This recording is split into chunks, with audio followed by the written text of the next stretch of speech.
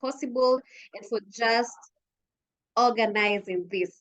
So I'll be your moderator for the day, and Bahati, and I'm excited to steer this ship. But before the ship takes off, I think it's only fair to hand over the session to the TBN team to tell us why we are having this session and just any other thing that might be of interest to us. And for the person taking us through this session is none other than the COO for TBN, Derek Waswa. And yeah, Derek, take it over.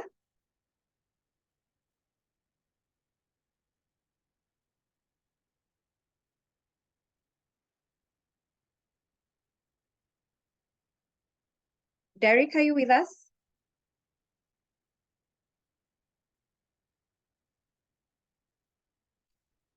So maybe as Derek prepares to just take us through what TBN does and why this session was organized, maybe we could share where we are logging in from. I'll be excited to see where you're logging in from. So please feel free to type in the chat. Where are you logging it from and how is the weather there? Where I am seated, it is very cloudy. It is very cold. It seems that it might or might not rain anytime soon. So I'm logging in from a very chilly and dull, I must say, Nairobi. So I'd be excited to know where are you logging in from today for this session of empowering women-led ventures, fortifying resilience for sustainable success. So let's type in the chat, where are we logging in from as we give the TBN team time to just take us through the preamble of the session.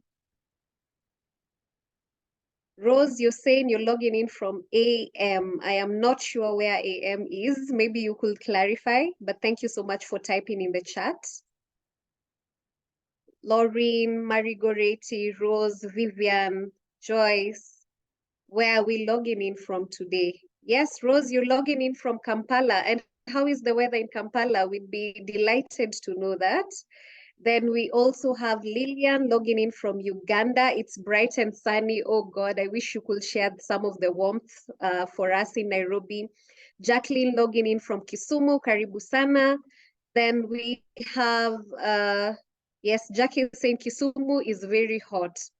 I wish there was a way we could share. And then Lauren, yes, logging in from Nairobi, very cloudy. Yes, I agree with you. Then we have Annette logging in from Uganda. Linda logging in from Uganda as well. Hey, our Ugandan sisters, you have decided to come and come in numbers. We're so excited to have you. Thank you so much.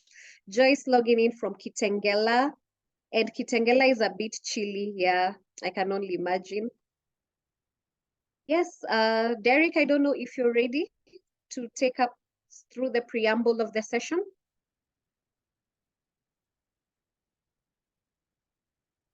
Derek?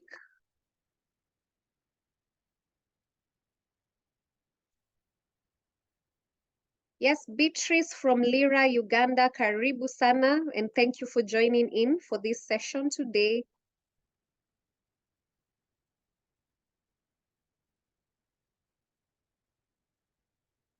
Pauline from Ongatarungai, yes. Yes, I can see Derek is now ready. Over to you, sir.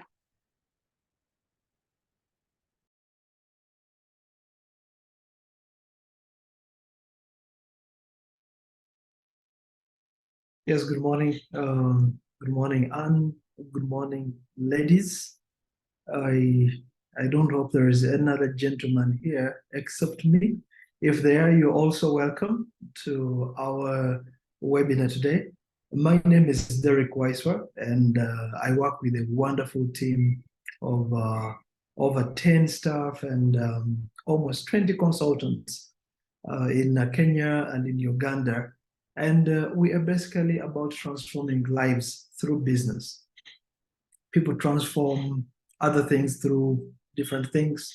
But to us as TBN, our desire is to, or our mandate is to leverage on the power of business to transform societies and in turn, alleviate poverty. So this webinar is majorly about you, but just to go through what we do is we are a transformational business network. Those three words define who we are. We focus on transforming you and your business. And we mean business. By meaning business is we help you understand how to navigate the waters of entrepreneurship. Entrepreneurship is not easy. And worst of it all, if you are a woman, with the stigmatizations around women running businesses, and that's where we come in to say, you know what, we can demystify all the aura around what business is and what business should not be, and enable you as a business owner to grow your business. So, and our mission is to foster economic growth by providing a comprehensive support, resources, and opportunities resulting in thriving businesses and job creation for local communities. So we aim to drive transformative change and build a vibrant future. But let me just give you a snippet of what we have been doing over the past 5-6 years that we have been in existence in Kenya and in Uganda.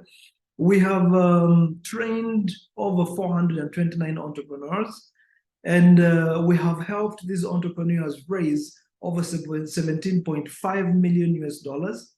And 55% of these businesses have indicated to have a very good positive growth. But most importantly, and this brings a lot of joy to my heart, is that 42% of these businesses we have trained are women-owned. Women like you who have decided not to be stopped by the stereotypes around them and the limitations that come and the challenges that come with running a business. That 42% of these businesses have gone on to sign up for our program, and most of them, you hear from them today. I mean, some of them, they are on the panels, but 89% of these entrepreneurs have been satisfied with our services, and these businesses have gone on to have a 12% annual growth rate. But another thing that brings a lot of joy to us is that over 2,000 plus jobs have been created. And most of these jobs have been created by women-owned businesses because there is someone you want to support, and therefore you give them an opportunity. But to break the statistics a little bit for you, over the past 3 years, out of the 570 applications we have received for people interested in joining our program, 60% of them have been women, the ones who applied for our program. And the ones that we have taken are 42%. Now, 40% have been men and 60% have been women of the 570 who have applied for our program. But you see, if 60% of these women applied for our program and only 42% qualified and went through our program, that's still a point of concern to us. And that validates the reason for having this webinar. That this number, 60%, should remain 60 or should even go higher than 60%. And you here will help us in achieving that. Now, what we do is we are standing in the middle of a bridge. You're this side and you're worried, asking yourself, how do I cross this bridge? And you have operational challenges in your business. You have human resource management challenges. You have tax and legal challenges. You have sales and marketing challenges. You don't know how to interpret your income statements, your financial statements. And your hand is always on your head, worrying and looking around yourself. What should I do? Now, all that is under capacity building and capital raising. But we are beckoning you and saying, we will help you cross this. And we do understand that when you cross over to the other side of the bridge where the puzzles are all joining, remember there is still another gap between where these ladies and gentlemen are standing, joining the puzzle to the other side. And we are saying, if you come for capacity building and capital raising, and you cross that bridge, that is not the end, because we do understand entrepreneurship has mountains and valleys, but we will always exist to create a bridge for you that your business will not shut down. That's where community engagement comes in. Webinars like this, our monthly group mentoring session, and our monthly group coaching sessions come in to bridge the ever-ending mountains that you have to surmount in your journey as an entrepreneur. So I invite you for this webinar. Be as candid as possible. This is a safe space. This is a safe environment where you will listen from other women who have gone through perhaps what you're going through now and seeking the same solution that you and got the solution perhaps that you're looking for. Ask as many questions as possible. Lastly, this week I was talking to someone and I was just telling them, still a lady, one of the ladies in our network. And I was telling her, you know what? Learning happens when you start asking the right questions and when you become open to receiving feedback. But most importantly, acting on that feedback is what will help you. So we are here. Ask the right questions and we will answer them. And as you receive the feedback, please go back and implement. That is a solution for your business. I thank you. Wow, what a powerful way to end your opening remarks. And thank you so much to you and the entire TBN team for just providing such a stable bridge for entrepreneurs who are keen on making impact in the space that they operate in. So there you've had it, ladies and gentlemen, we have been officially been given the green light to kick off these conversations. And maybe before I go further, I'd want to introduce to you the panelists for the day, all women who are making great strides in the industries and in the spaces they operate in, and women, and I dare say women we all need to look out for because they're unstoppable, they're limitless, and they have the fire in them. So the first person in our panel is Catherine Nabwire of Inspirations World of Beauty. And Catherine, just say hello to the audience, give an overview of what you do. Yeah, karibu sana, Catherine. Oh, thank you, Anne. Good morning, ladies and gentlemen. My name is Catherine Nabwire, CEO of Inspirations World of Beauty. I'm married and a mother of 3 handsome boys, Conrad age 25, Calvin 20, and Carlton 11. In terms of my academic qualifications, I hold a master's degree in information technology from Makerere University. I also have a bachelor's degree in management science from Chambogo University. I have a Bachelor of Laws from Makerere University School of Law, an international diploma in tourism management from Austria in Salzburg, and a diploma in hotel and institutional catering from Makerere University Business Schools. In terms of career, I possess over 20 years of experience as an entrepreneur, and currently as the CEO of Inspirations World of Beauty, a company that was incorporated in 2017 as a private limited liability. And it's a business collaboration between myself with a 70% stake, while the other 30% is held by my son, Conrad Johnson Wasipe, as a co-founding director, who currently sits at the board. Now, leveraging my expertise as a lawyer and a management scientist, specializing in business development with a particular focus on service marketing and strategic management for over 2 decades. I must say that I purpose to develop my entrepreneurial skills while working on my businesses over the years. And all I can say is that it has been a journey of fulfillment because I'm passionate and enjoy what I do. Inspirations is a day spa and salon business that has been built over the years, 6 years now. We have built a brand through our unique services, creating a market niche for Uganda's class and are conscious about health living. That's all I can say about myself and inspirations as of now. I'm happy to be part of you today. Thank you.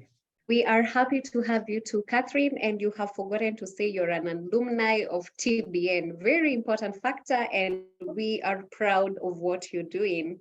So the other panelists, also equally an alumni of TBN, we have Josephine Wanja of Black Dot Limited. Josephine, the floor is yours. Please tell us a little bit about yourself and what you do. Karibu sana. And you're muted. Kindly unmute yourself. After what Catherine has just said and her vast experience, I'm like, yay, okay.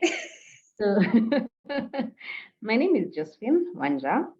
I am the founder of Black Dot Limited. So Black Dot Limited came about because of a gap that I saw within the marketing, communication, and advertising space. So I have worked for about 13 years, been employed, but I've been employed both in corporate and in startups, SMEs. And the biggest gap for me was that with the SME market, then advertising seems impossible.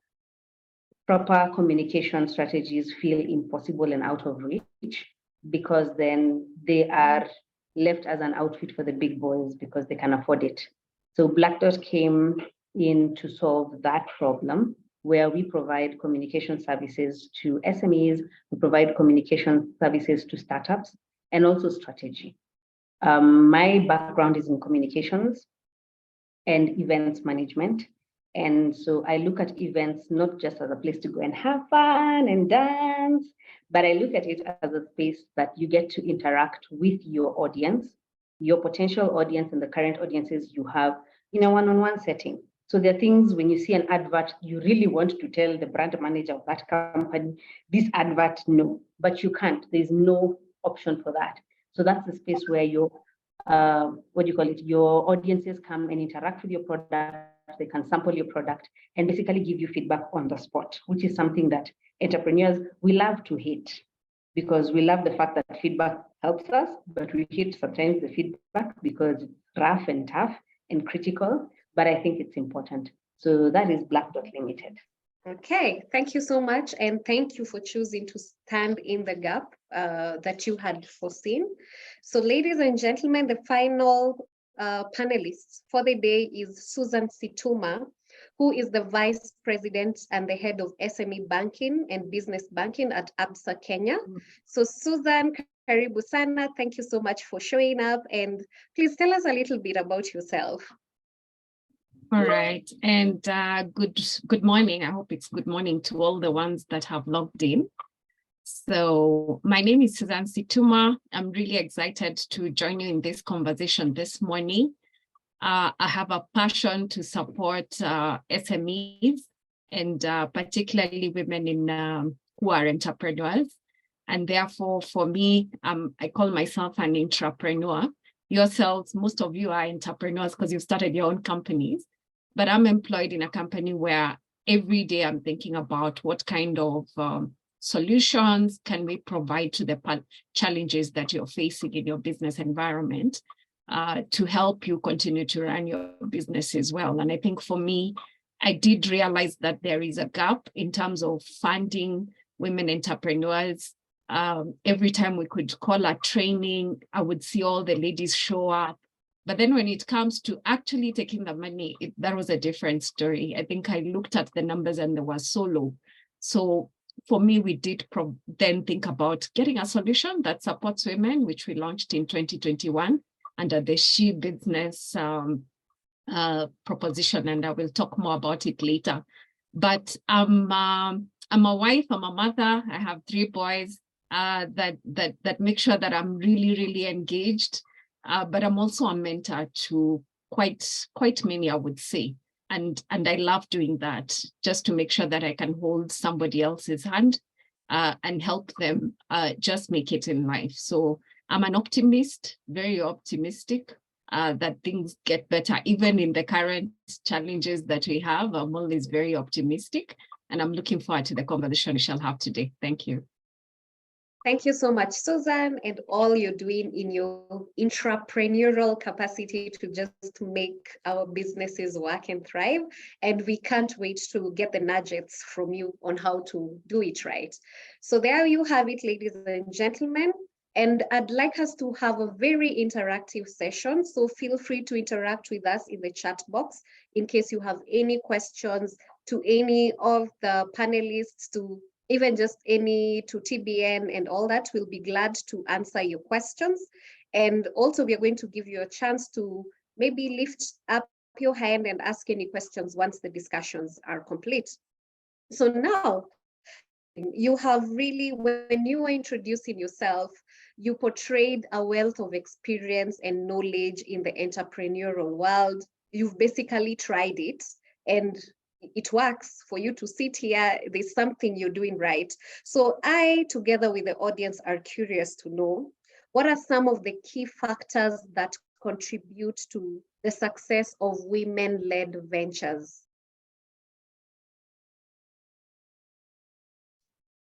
Thank you, Anne. Now, as a woman entrepreneur, as our director, the CEO, Mr. Waisu, have made it clear in his opening remarks. He said, yes, for a woman entrepreneur, there are those, the climate is not as leveled as you would say for every other entrepreneur out there. So for a woman entrepreneur, you need to be, believe in yourself. You need to be equipped, and you need to surround yourself with the right people. You need to find the right networks, and you need to equip yourself with one particular ingredient, and that is resilience. The world will always be tough. The economic climate is equally tough, but with resilience and the right mentorship and networks around you, it can always get better. Thank you. I'm actually glad that you mentioned one key ingredient, resilience. Anytime you slide back, just finding your right footing and stability and moving again. Anytime you fall down, just rising back up. And that leads me to my second question, which goes to Josephine.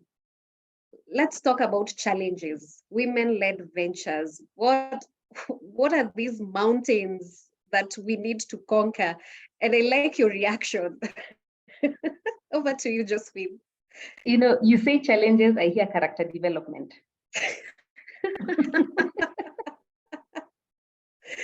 Yeah. All right. So first of all, belief in yourself is usually a big challenge, because I remember before I started out, so the company was Black Dot was registered in 2018, but we began operations in 2020. So even after it had taken me like 3-4 years to convince myself to register the business, it took me another extra 2 years to actually begin operations. And one of the things that got me going is a friend of mine, I expressed, you know, that you express all those fears that you have, all those small things that in your mind at that time feel like they're so big and so large. And she told me, start afraid. Start while you're afraid, you will get better at it. The first step is always the hardest. So that belief in yourself to be able to start something and grow it and hope that somebody out there will see it and also believe in it, in the sense that they come in and become your clients, they come in and become your word of mouth advertisers, they come in and they give you referrals for you to continue doing the work that you're doing, then that is the first fear. That's the first challenge. The second challenge is the market.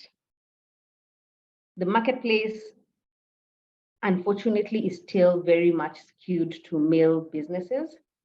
And I've seen it firsthand, where even in the SMEs that I worked in, so a lady would come in with a proposal and she would pitch and pitch and pitch and pitch and pitch, and would be like, yeah, this is a very good pitch.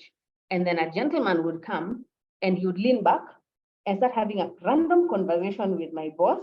And the random conversation would have nothing to do with what we are here for, but that is the person who would get the job. So again, there is still a bias towards, especially in the events industry, especially in the communications industry. Yes, there are more women in the communication industry, employed in the communication industry, but there are very few women who own communication businesses. Because when it comes to giving and getting business, you have to learn very fast that it might not be really because you're giving the best value proposition. Maybe it's because of how you build a relationship with this client. And also for men, I mean, I remember asking my boss, like, why give this man and not her?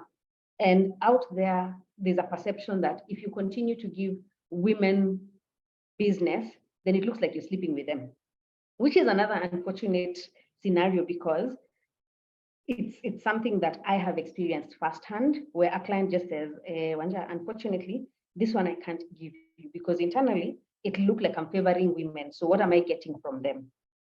So that's another challenge, all right? And I mean, I can go on and on and on about some of the challenges that are there.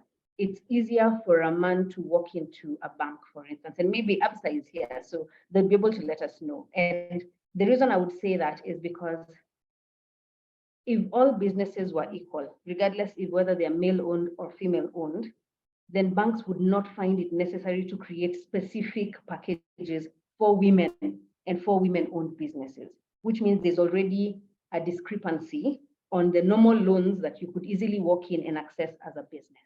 So that's another challenge that is there. So there are many, there are many, but sometimes you sit down and you say that each of these challenges are, they create something solid for you to step on and move to the next and move to the next. So yeah, you take the challenges, you work with what you've given, and you do the best with it. Okay, thank you so much for being so bold on the challenges and the character developments that are there in the entrepreneurial world. And Susan, building from what Josephine has said and what Derek alluded earlier on, so many women willing to do it, but very few of them follow through to make sure that it works. So from your point and where you operate in, what are some of the observations that you've made that we should actually avoid, that are pitfalls to the women just achieving what they ought and what they are capable to do? So over to you, Susan. Yeah, thank you. And I must applaud Josephine and Catherine here for sticking it out. And Josephine, I mean, those are real challenges, I can tell you. And I think just latching on one thing you've just said, even as I go into what women should do differently, I think it's important that we as women, first of all, understand ourselves and acknowledge who we are and what we bring to the table, because we are capable of running the business if we've taken it this far. And I do resonate with what Josephine have said. I mean, I've had stories of my customers who've gone, marketed, and then only to go, and they're women, only to finish, and now they need to sign a contract. And somebody will ask them, okay, so who's the owner of the business? When can we meet him? And it is her, and she's like, this is me. Where can I sign? So it's actually real challenges. And I think for me, it's important that we continue to work on ourselves to make sure that we don't lose that credibility that we already have to drive the business. And that's why that resilience that we are discussing today is so important, that we need to keep speaking to ourselves and making sure that we don't allow the imposter syndrome to get the better of us, of thinking, are we good enough? Is this really success that I deserve? Because sometimes we have such loud voices within us that tell us differently, and therefore we end up sort of not sticking it out and going through. And I think also from a societal perspective, for us as ABSA, the reason why we have a Women in Business product is also then understanding that these challenges that women face are not necessarily as a result of their own doing. For example, in Kenya, not many women were inheriting land, for example, right? So when we look at the statistics, I think only about 2% of titles are owned by women. What does that tell you? If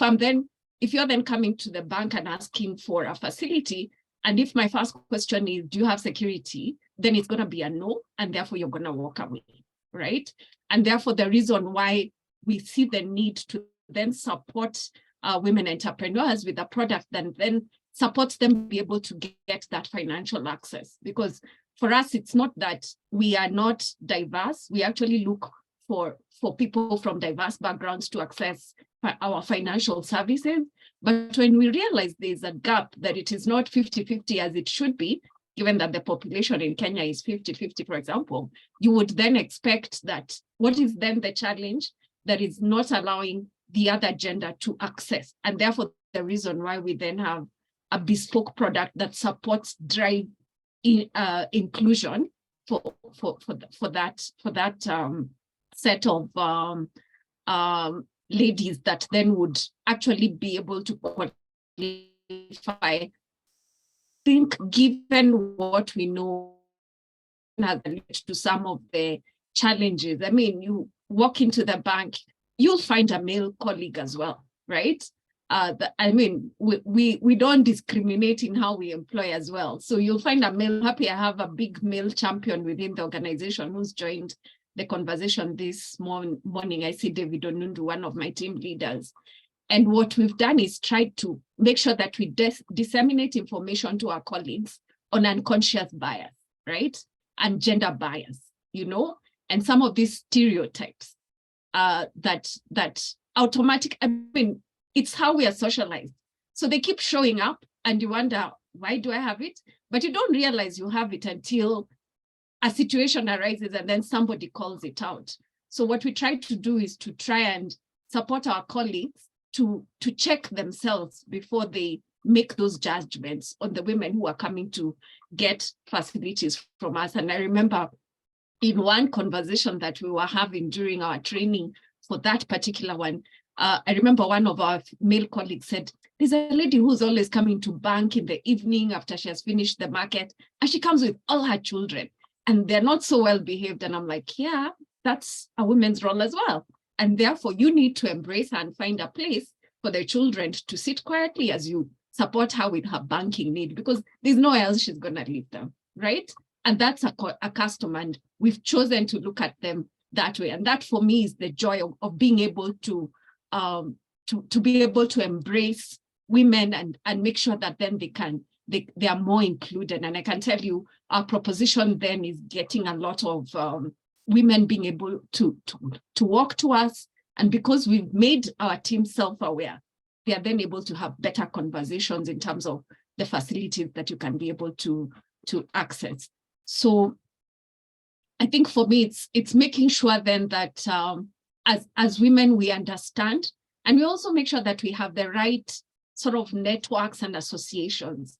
I keep saying that we sort of don't have, let's say, girls club, but nowadays we're actually getting there. I see a lot of them, right? But I think for me, a good place to start for women is actually being able to join, whether it's an association or a network like TBN, you know, the Kenya Association of Manufacturers, where you'll find women in like-minded, in a similar industry, that you can be able to discuss either challenges that you're going through within your business and how they're overcoming them. And I think what TBN is starting as a program is a good place, because then you get to understand, oh, so you went through that. How did Josephine overcome it? Because clearly Josephine has gone through that and she has had a conversation that allows her to empower another woman to get liberated, you know, from that or feeling that they're not enough. So for me, it's the kind of support system that you build around yourself to support you with the different challenges that you're facing in business, including ourselves and banks. Don't fear, just walk in. I think we are there to actually give out money. We are there to support you get a current account that supports you build a credit history that is then credible and helps you run a business that can actually outlive yourself. And to encourage women, I've seen a lot of men stop formal employment to join their wives in business because they can see it's working, you know? So let's when we have a good thing going, don't give up. I think just keep pushing on. Yeah. So don't give up, just keep pushing on. What a powerful way to end your remarks. So Catherine, now let's get back to you. We've just been speaking and hearing resilience. It seems to be like the chemical X, the X factor that promotes the long-term success businesses. So in your entrepreneurial journey, what are some of the strategies that you employed as a person to ensure that your cup of resilience is always at optimum level? That is, yeah. Over to you, Catherine. Thank you, Anne.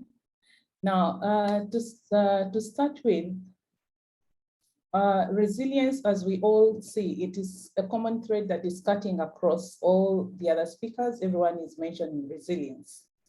Now, to start with, you'd first understand, what is resilience about? What does it call for me to be resilient in whatever I do? And how do I define what is resilient and what is the environment in which I am creating and building the resilience that I want? Because different industries, different scenarios will require different resilience. So you need, first of all, to understand your environment, and then understand your personality, and get to know what it is that you can cope under the given circumstances, and also know what kind of support systems that you need that to help you in your journey of resilience. Because I remember what happened at the time when COVID outbreak was there. The pandemic was hitting the industry. Personally, we had just been in business for only 2 years, and the business was really doing well. Then all of a sudden, it's COVID, and our industry was the one that was hit the most. Then now, bouncing back was not one that was an easy journey if you didn't have the resilience. One, you'd think about, what is it that I'm going to offer that is not going to meet the resentment of the public? Because now everyone is looking at my services and they are seeing a person who is going to infect them, because the close contact that comes with the services that we offer, everyone was now conscious and skeptical about who touches them and who gets within their space. Now, as a person, you needed to understand what it is that you need to do in the circumstance before you can be able to proceed. So for us, myself in my business, I needed to know, one, that as a person, I can only come off as a strong person and convince, one, my clients to understand that it takes commitment, and it takes consistency, and it takes understanding of the needs of the community that you're serving before you can take them to another level. So what we did was to, one, get to know our clients, get to know the business climate, and get to know the right systems that can take us through what we want. So it started off with our landlords being very adamant. They were not willing to listen. They wanted us to pay the rent, regardless of us not having been able to work. And that in itself was something that could sweep anyone off. Then it came to limitations that came with us looking at how to survive with the limited resources, because then you needed to see, do I lay off some staff? What do I need, how do I scale down my, how do I restructure my business to be able to exist in this tough environment? So then that now, having understood the environment within which we are working, it called for understanding what do I need to support this business. So then seeking out to know the support systems that one would need in the circumstance came in very handy. And that is the time when I found myself under TBN program. And this program helped me to understand my business better. It gave me the technical support.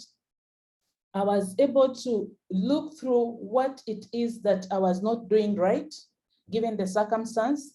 And then I understood my business better, and I knew that the only way, for instance, to create the resilience I want is to diversify my business and create those other units, which in the event of any pandemic, I can still remain standing. And obviously that came with the need for extra funding. Now, it is very difficult, like we have just heard, to get funding, especially when your cash flows are not what they are. But with the knowledge that TBN had imparted on me, I felt that this was the right time for me to put it in practical use. And I indeed did that, sought out, because now I could understand with the technical assistance that I had received, I could understand how I needed to interpret my financials to be able to access the funding, how I needed to bring whatever other units that I was to bring on board. And then this saw us with an opportunity to say, we need to relocate one, because I was faced with the challenge of parking space where I was. And already the business was suffering from the low turn up of clients. Now the parking space had also become a challenge. I had limited number of staff following the laying off of the other staff. So having understood this, then I knew that my operations needed a different approach. The way I looked at my sales and marketing needed a different approach. The way I looked at how I interpret the financial statements for me to be able to understand which funders are able to pay, give my business support was very, very paramount. And that required that I do not rely on the services of people who are simply going to talk into my business, but I needed to be part of it myself. So I took the trouble to incorporate the knowledge that I had acquired. And I said, now, instead of me standing on the periphery and let people do everything for me, I needed to be involved and understand every bit of my business. Now, that in itself helped me to approach the business, the different funders, and I would explain to them, understanding, having every bit of my business on my fingertips, and that in itself came off very well, that the people that I approached could actually see that I understood my business, I knew where I wanted to go, and I knew what it is that I needed to do. And this helped me to access the funding that I needed to take my business to another level. And as I speak now, yes, I can say that it's a good journey that I have taken. And thanks to TBN for the resilience that they helped me to create. Thank you.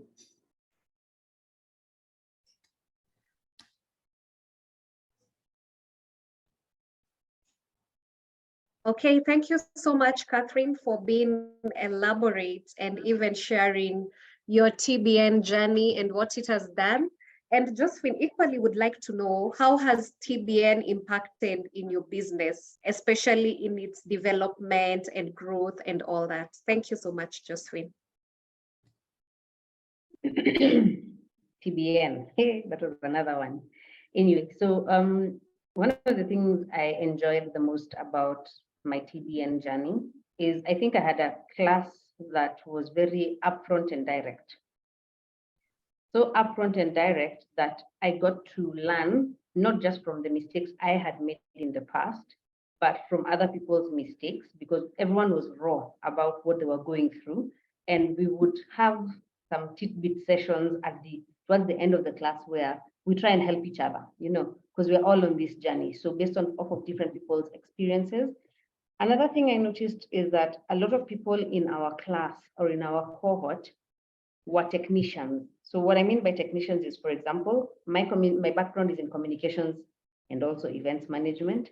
And so I went ahead and opened an events agency and communications agency, all right? So I am the technician in the business. I am the one who understands everything about this.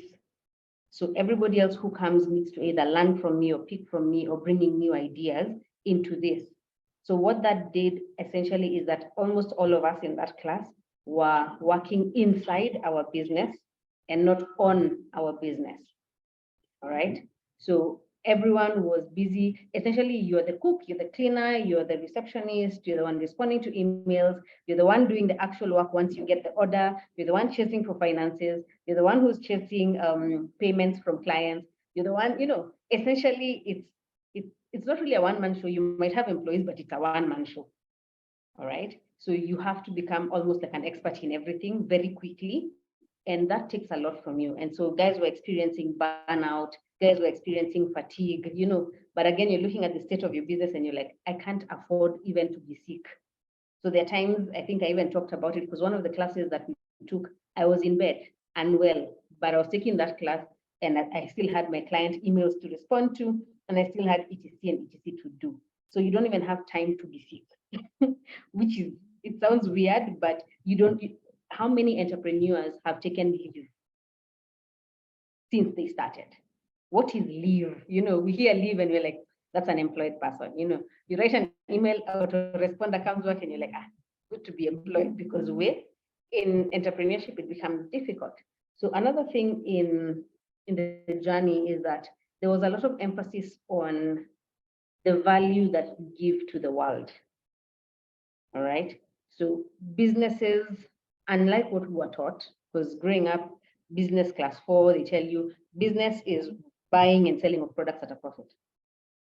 All right. But so the profitability is the one thing that was enhanced in our commerce, education, etc. But as it stands now, it doesn't matter what kind of product you have. People will not buy it because either it has a big name or a good name. People will buy it because of the value they find in that product. So what is the value of your product or service that you're giving? And how best can you maximize on that value so that somebody is very comfortable to pay for the value you're offering? Another bit is there was a session which was very, let me say, self-intrusive, all right? Because in that self-intrusive part, we were talking about my why, my how, and my what, and not for an individual as yourself, but as the business, all right? And I remember, I think it was our trainer for the day, I think it was Jenny, if I'm not wrong. And one of the people said, if you come up with an idea, ask yourself why 5 times. By the 5th time, if you don't have an actual answer, wachana nayo. But if you ask yourself, why am I doing this? And why is this important? And why, and why, and why? By the 5th why, if you have something solid, then run with it. If you can't answer the 3rd, 4th, 5th whys, then there's a question mark. You will not go very far in your business journey. So in TBN, it was a lot of new learnings, but it was also a lot of unlearning what we had learned and seen. I mean, in Kenya, Catherine, we have an 844 education system. We had, okay, so those of us who went through 844, everything relied on you going to be number 1, all right? So there was competition. So we would do our homework alone. We would do our classwork alone. I remember we used to cover our books so that somebody doesn't see what we are doing. And then you come to TBN and you learn that the best way to succeed is to collaborate. And so you have to unlearn everything you learned in your 844 journey, in your entire, and that's 12 years of your life that you've been doing the same thing. That's a lot of time. So you have to unlearn that and learn how to collaborate with other people in order for your business to thrive and to grow. So the journey was really, really amazing. It was great. And so, yeah, I am working on my business. I'm doing my best too, so that then it grows and achieves more of its agenda than just what I can perform as me. Wow. Trust you me, my professional background being HR, there's something you've said that got me excited. So do entrepreneurs take leave? Is there even room for entrepreneurs to take leave? And I think I'd want to know the perspective of the audience. As an entrepreneur, is there even room for you to take leave? So please feel free to type in the chat, is leave even possible, and all that. I also like what you said about collaboration. And yes, collaboration is the new capital. And that has actually enabled businesses to scale higher than they initially would have. So Susan, we've talked about resilience, we've talked about how to build it, just building the business, the journey for the support systems and all that. Now let's talk resources and opportunities available for women. So what are these and where can we find them? Over to you. All right, thank you. And I see a hand out for Santa, so maybe right after she can either type or ask her question. So from an ABSA perspective, when we came up with the Women in Business proposition, it's anchored on 4 pillars. There is the access to finance pillar, which is a key pillar given that we're a financial institution. And then we have access to mentorship and coaching. And here, literally, we collaborate even with partners like TBN. Collaboration is literally almost like a new currency to be able to succeed. And then we also have access to markets where we also collaborate with other companies like International Trade Center that supports us take markets, women businesses to the international markets. And actually recently we did have an ABSA Inspire Me conference that we hosted in Ghana. And we went with about almost 40 ladies that were able to go and meet businesses in Ghana that they could sell their stuff to. And for some of them, I was so impressed. Day one, they ran out of their stuff that they went to sell. So again, that's a part of our access to markets pillar where we support you, get markets. Even internally, we work with other corporates like Safaricom, EABL, KRA is also a corporate that is looking to increase their supply chain. And therefore, we try and connect you to some of this, but they also then send entrepreneurs our way who are willing to take up some of the financial services that we have, because we've signed memorandum of understandings with them to give the women suppliers better terms. Then the last pillar is access to information and networks. And literally, we do a lot of events and activities in the counties all around Kenya, supporting women understand who do you go to in your county to get information about the licenses that you need so that they don't come and close up your shop when it's already open. If they introduce new levies, what are those levies? Where can you go and talk about them? And give you a platform really to be able to understand also the opportunities that the counties are opening up for you, but at the same time, creating networks within your community that you can be able to keep having a conversation with. But under the access to finance pillar, which is really a key pillar for us, we support you with understanding what kind of current account should you have. Catherine talked about managing her credit history. I mean, we lend based on cash, based on that we can see, because remember, we are a bank, we lend depositors money, and therefore we need to assess the cash flow that you have and be able to see how much money can we give you. And therefore, it's important that you already have a current account and have a separate account where you pay yourself a salary so that you don't feel like you need to go and pinch from the main account from the business.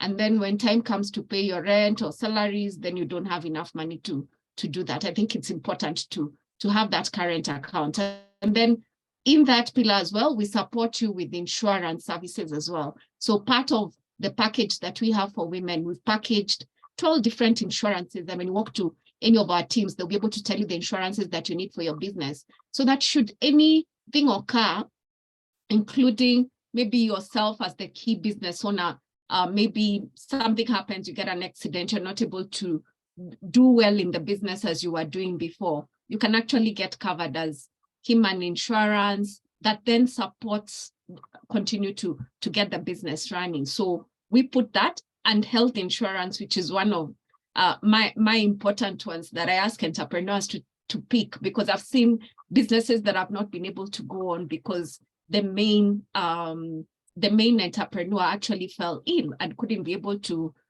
continue running the business. So it's important to do that. Or the finances for working capital were drained because they needed to do that. So we offer those kind of services as well. But then under the key resources that you need, we do have invoice discounting. If you've already invoiced and you're waiting for a payment, you don't need to wait for 90 days. If you invoice, for example, whether it's Safaricom that you're working with, or maybe you're working with Carrefour. So you can come to us with that invoice and tell us, I have this invoice, can you discount it for me? And we can discount up to sometimes 80%. The only thing we avoid to discount 100% because then it has your profit already included in that number. But we also do LPO financing as well, which is the purchase order financing. If you've gotten a job and you need to supply, you can come to us and you can tell us, okay, this is how I'm going to supply. This is where I'm going to get my goods from. So we work out the period when you're going to, where you're getting the goods from, if it's locally, and then the period to which you need to invoice and get paid. So it could take 90 days, it could take 150 days. Some could even take over 150 days, depending on whether you're importing an item, and we can support you import that item by giving a letter of credit to your supplier. So in that case, we are trying to support you to manage the supplier so that your supplier gives you credit and you don't have to spend so much money on interest when we are booking a facility for you. When you come to us, we're able to advise you. We have guarantees. Guarantees are important, especially when you want, probably you're dealing with big companies. Maybe you are in construction industry, or you have a hardware, and maybe you need to give a guarantee either to Mabati Rolling Mills or to DevKey, because they do not want to give you goods on credit. They don't know about your credibility. So when you get that bank guarantee from us, it's sort of, ABSA gives you that credibility to go and tell them, hey, should I not pay? ABSA will pay you. And therefore they give you credit terms. But I know in the current challenging times, they've actually been saying, we don't want to give credit. We want you to pay cash immediately.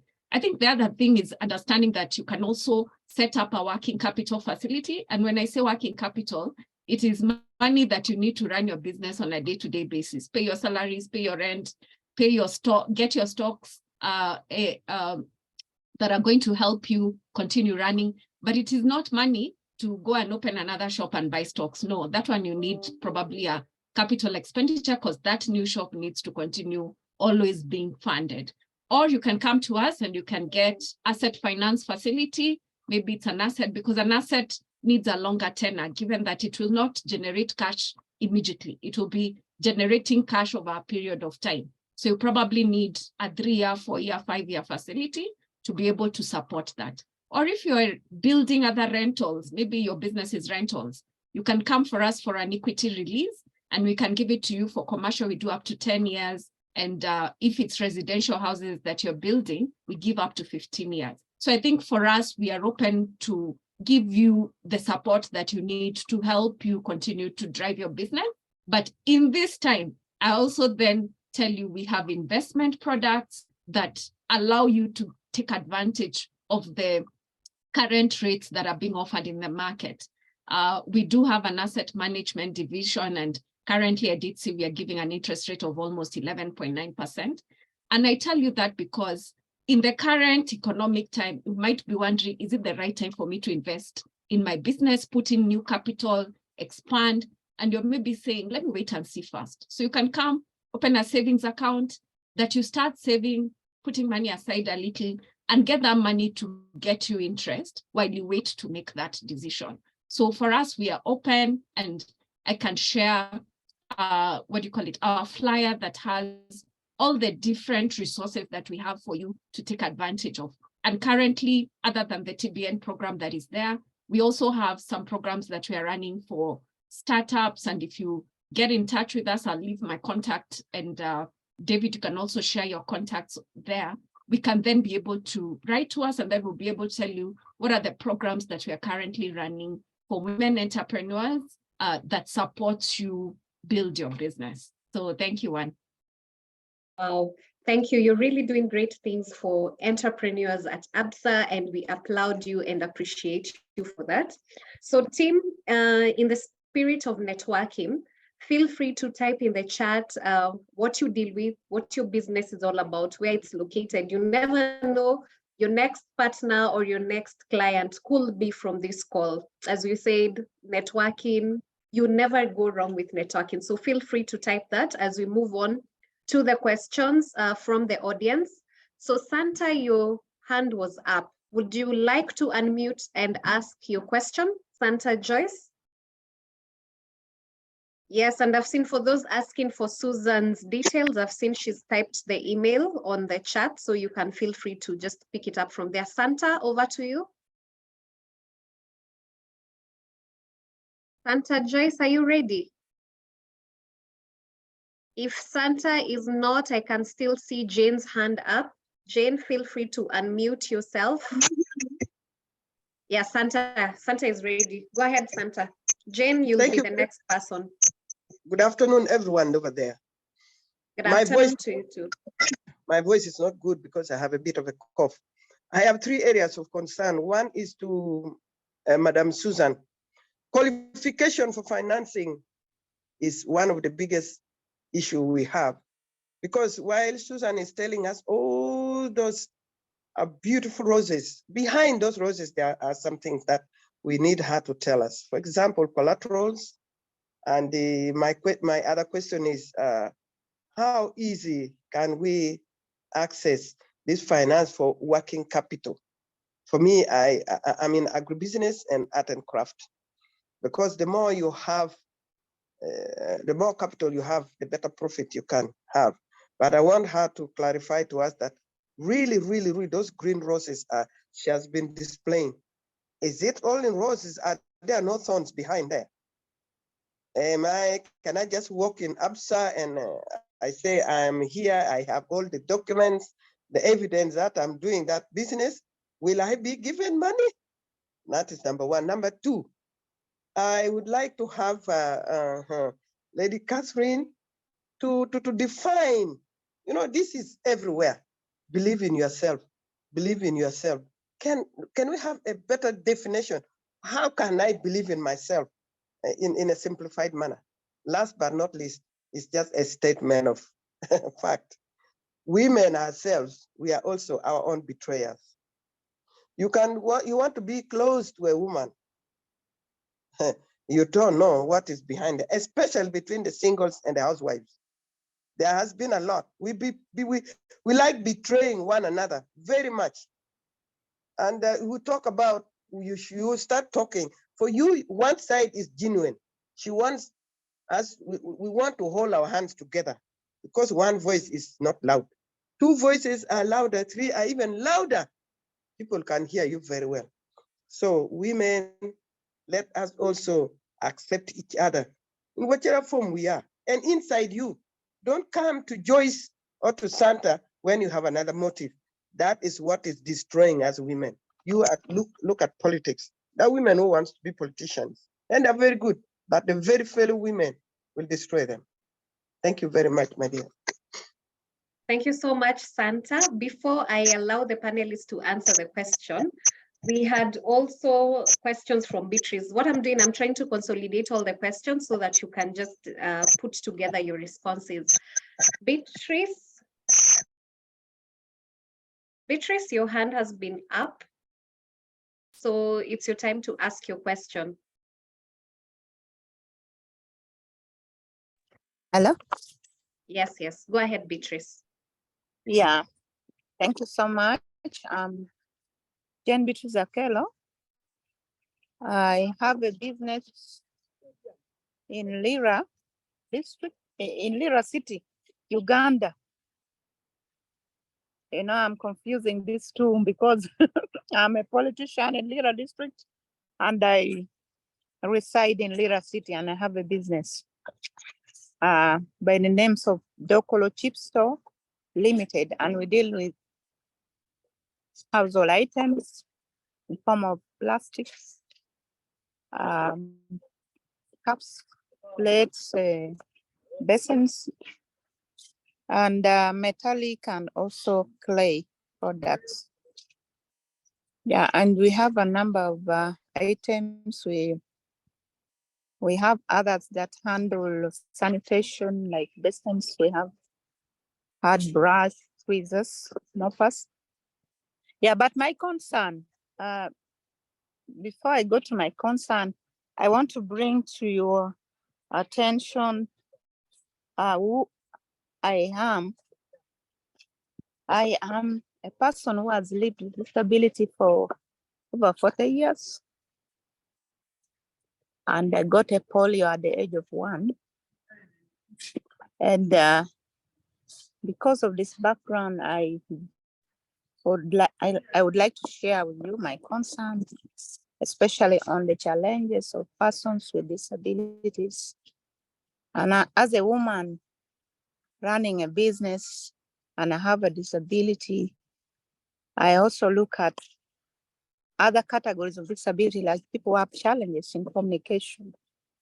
So I don't know what Transformational Business Network have in plans, especially when it comes to access to information. Like we have been talking about capacity building, and maybe we have somebody running a business that is a deaf. What plans do we have for such people to access the right information in the right way? Because we need sign language interpretation, we need visual communication. And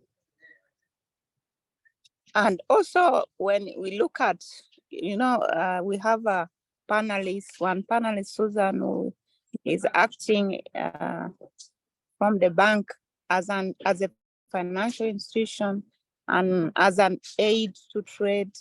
We have areas like insurance, we have markets, and we need people who should be helping women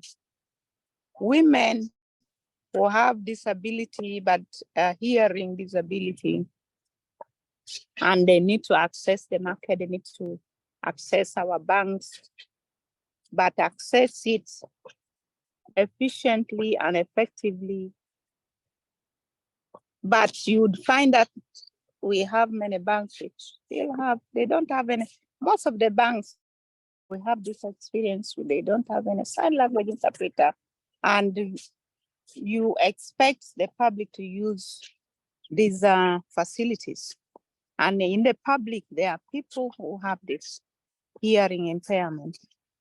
So my concern was around that what is TBN thinking about this? What plans do they have? If they had not known anything about this in this area, then I would like to bring to their attention that we need to think about this and do something about it. Thank you. Wow, thank you so much, Beatrice, for being so bold and just bringing about the topic of inclusivity. So maybe it will be a good place to start us off with our answer series. And TBN, I think I'll give that chance to Derek if he's still in the call. What is TBN doing to ensure inclusivity in their programs in form of information? And also, Susan, you will pick it up for that, and also just answering what does the bank do to ensure that those of us in the society who are differently abled access the services just like everyone else? Yeah, so Melanie, I think, take it up for the inclusivity question on the aspect of TBN.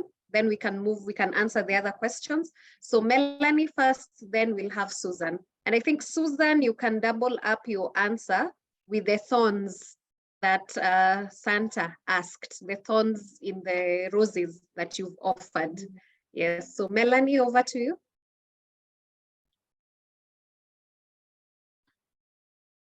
So thank you very much, Anne. Thank you very much, panelists, for your contribution. Thank you, Joyce and Beatrice, for your questions. And Jane Beatrice, thank you very much for your boldness, especially on the issue of disability.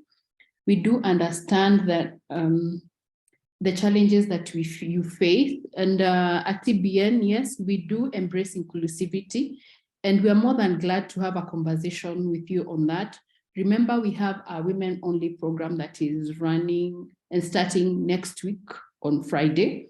We will share details of that at the end of this session, and we'll be glad if you'd be part of that program, because it answers all questions that you have raised, and it's part of the 6-month program that we offer.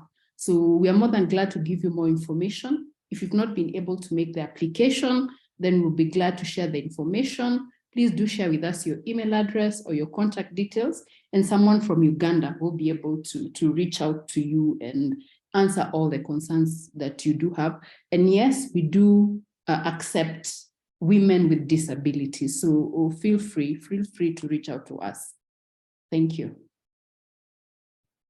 All right. I think I can go. So I think very nice questions from Jane and Santa. I think for Jane's question, especially around inclusivity. So one of the things we've started to do, and I believe in place in all our branches, is making sure that if you have a physical disability, you're able to access the branch. So we've made sure that we've made that provision. I think where we need to involve is making sure that there is an interpreter and somebody who's able to be able to do sign language, because currently we don't have that in our branches. In some of our branches, definitely, because we're an inclusive organization, we do have colleagues that are able to do it, right? But I think some of the areas we're looking at is to see, do we train some of our colleagues in sign language so that they can be able to support us when it comes to that conversation? But in the meantime, I believe as you come for a service, just try and come with somebody who can be able to support you. We do not have any discrimination. All we look at is the facts. Are you keeping your records properly? And maybe there I can answer it together with the question that Santa asked around the requirements.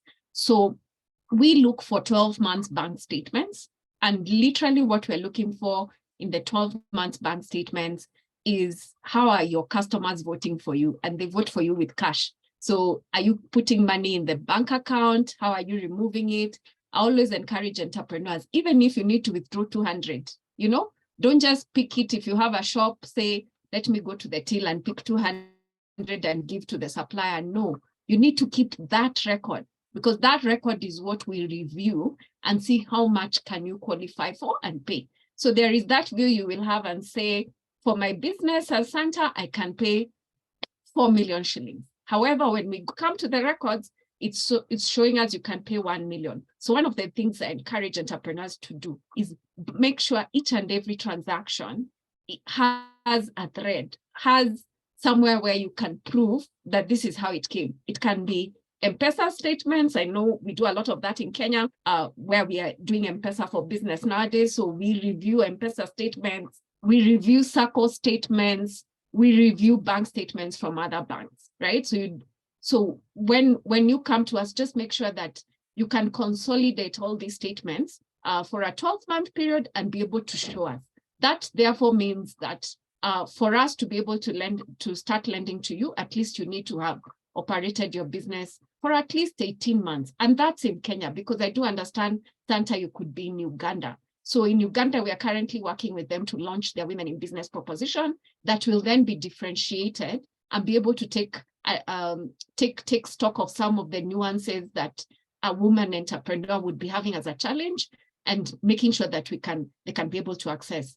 For the businesses that we review at 18 months in having done business, they've gone through a program, like for example, the one that TBN is setting up, or maybe another accelerator program that supports you understand how to run your business well and make sure that the financial discipline is there, because at the end of the day, the money that we give you needs to be paid back. So that's what we look at. And then after that, the other things are, what do you want to use the money for? How is it going to generate revenue back to your business? Because remember, the money needs to generate revenue. If it's not going to generate revenue, it's an opportunity for a conversation on, do you just want to open another shop for the sake of opening because you've had their customers, but maybe how will you sustain? So we might ask you, okay, have you done sort of like a feasibility report to make sure that you will be able to succeed? And the reason we do that is because we work with entrepreneurs, and we've given them money, and then 3-4 months down the line, they actually are closing down the whole business because the new location is too expensive. The footfall that they thought would come there is not coming there. And therefore, they can't be able to make payment for the loan. So we try and, with the experience that we have, having lent to entrepreneurs over very many years, try and support you, make sure that the decision you're making to invest in whatever you want to invest in is the right one, right? So we'll discuss with you, but for me, the most critical one, Santa, where the rubber meets the road, is how you've been banking and whether we can see those transactions or not. The other thorny one is normally when you don't come and tell us, I've been listed in CRB, for example. In Kenya, we have CRB, the Credit Reference Bureau. And it's good for you to just say upfront, nilikuwa nimechukua pesa kwa mobile money, or, you know, there are some platforms where we take money and then somehow we think it's a small amount, and maybe just business went down. Maybe it was even during COVID, where you are not able to pay at the right time. Just have that conversation upfront and say, because remember, that's a conversation around your character, right? Are you willing to pay, but unable to pay, right? Because we are also human, we understand. So if you show us you are willing to pay and you have a repayment plan, then we support that conversation, as opposed to we'll go check your credit reference and then we find maybe you already listed for a default, and maybe you're wondering, what do I do? And for us women, sometimes we think something will sort itself out. To be honest, it won't. Just go face it and have a conversation with where you took the money from and agree on a repayment plan. Then come to us with a repayment plan and say, this is what we have agreed that we shall be doing. So we look at different businesses and then say, for example, if you're in agribusiness, when do your cash flows come? And therefore we can have that further conversation. I know I've put my details on the chat.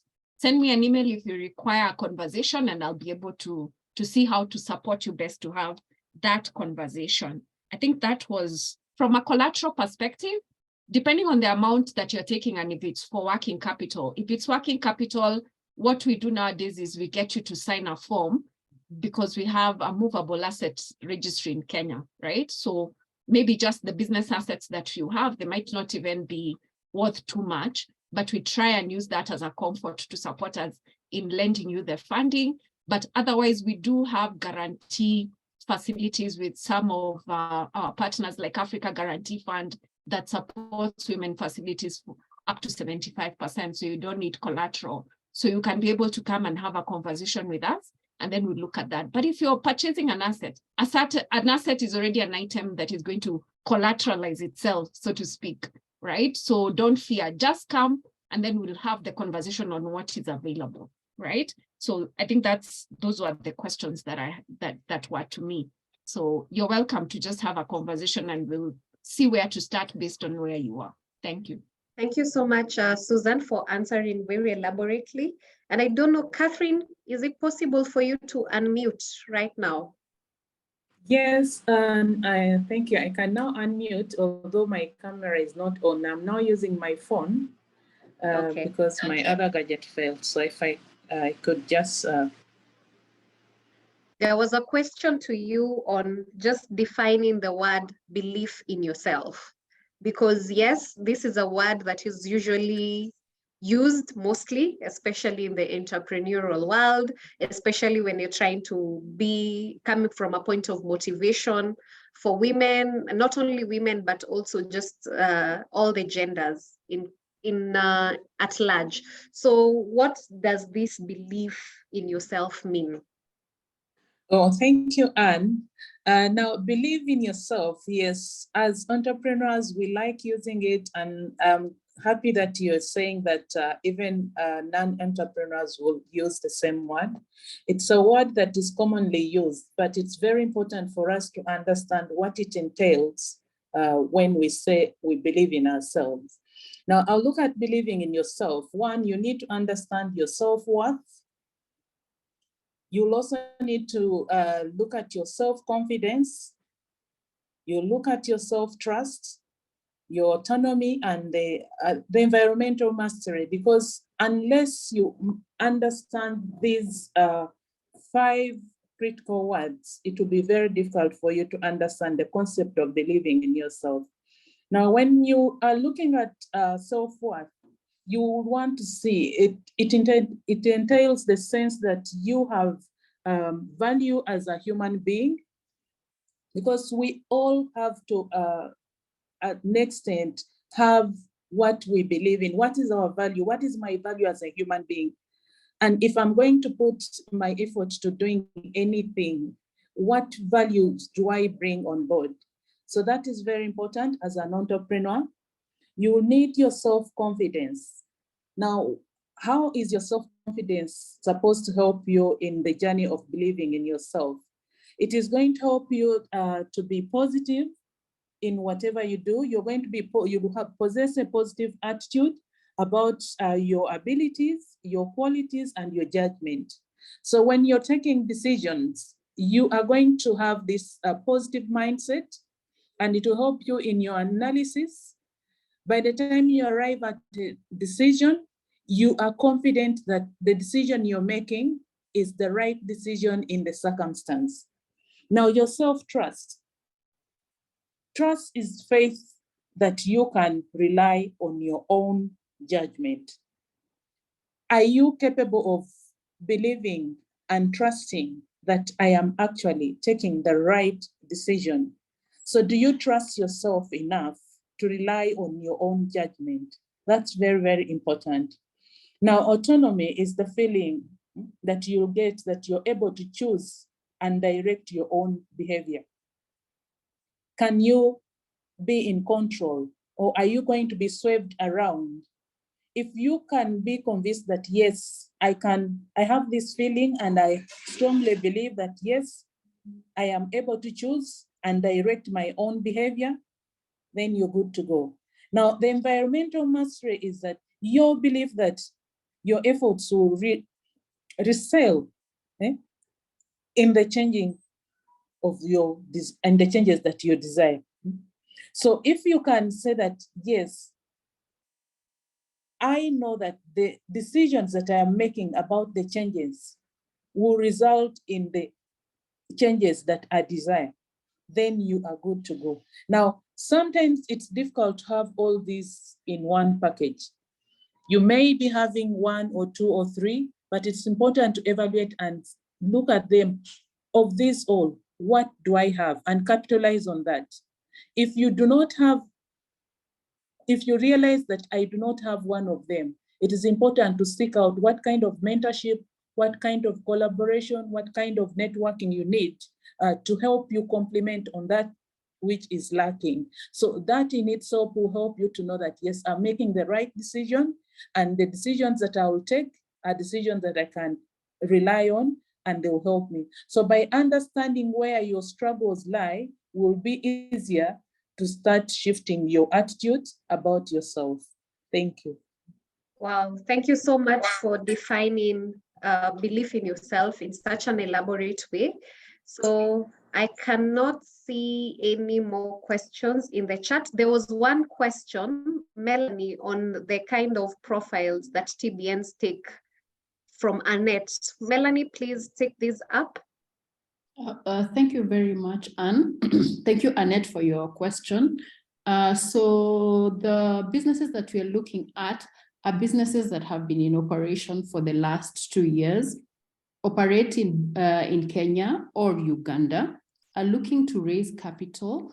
The revenues we are looking at, and by revenues, I mean the turnovers, that will be between $40,000 to $100,000 US.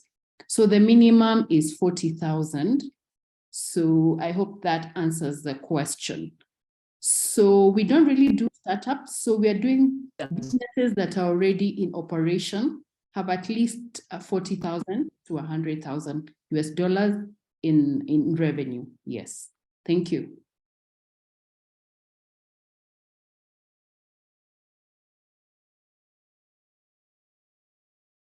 Okay, so thank you so much, Melanie.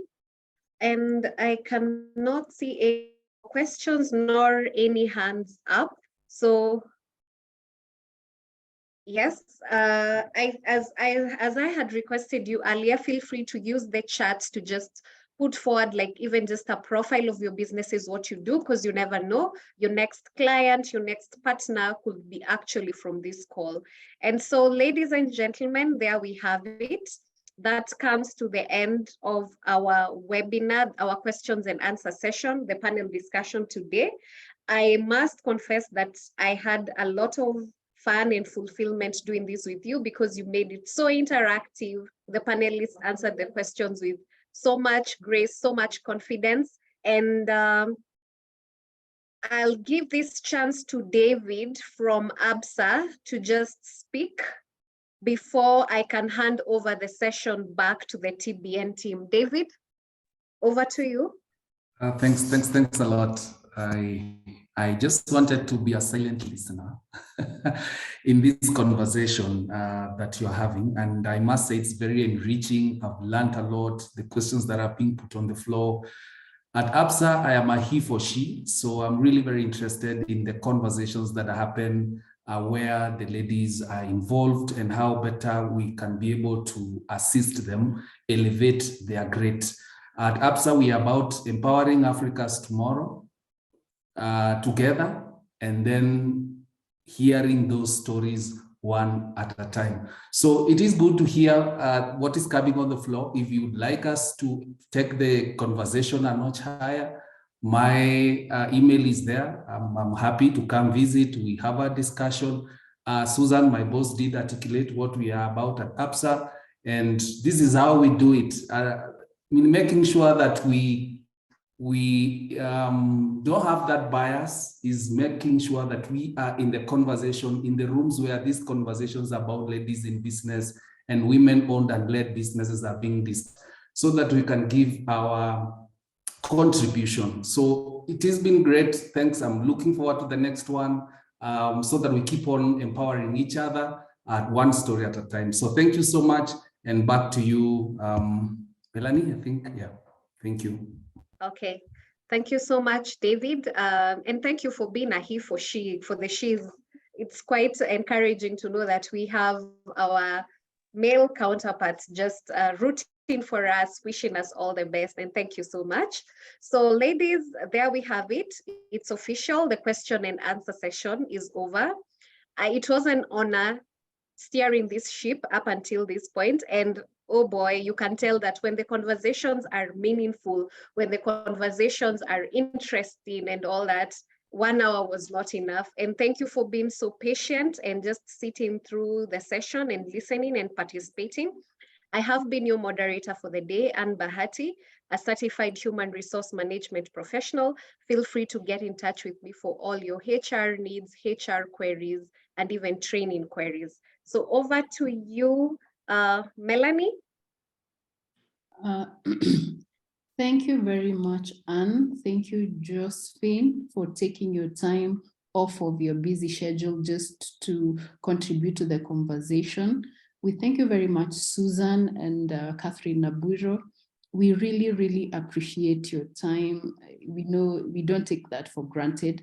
We also thank all the ladies and gentlemen who took their time to attend this webinar. It's really been enriching. I've also learned a lot myself as I also try to become an entrepreneur. Now, I will finish this by saying we have a call out for applications for our women program. This is in collaboration with the African Development Bank. We're looking to bridge the financing gap for African women through the affirmative finance action for women in Africa, because we realize there's a 42 billion gap for women in Africa. So we have a call out for application. Remember, we have our 6-month program that we've been talking about in this webinar that we're looking to take the women through.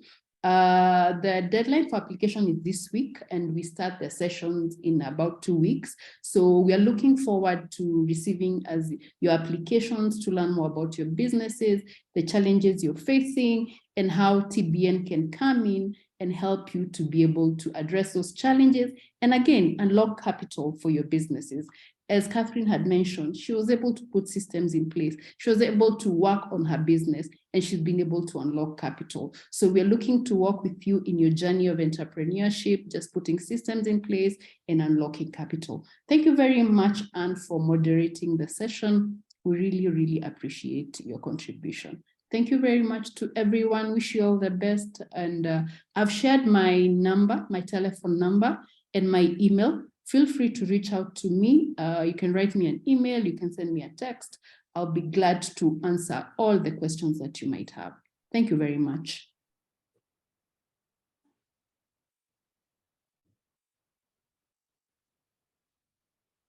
So without further ado, I call this meeting to a close, and do enjoy the rest of your week.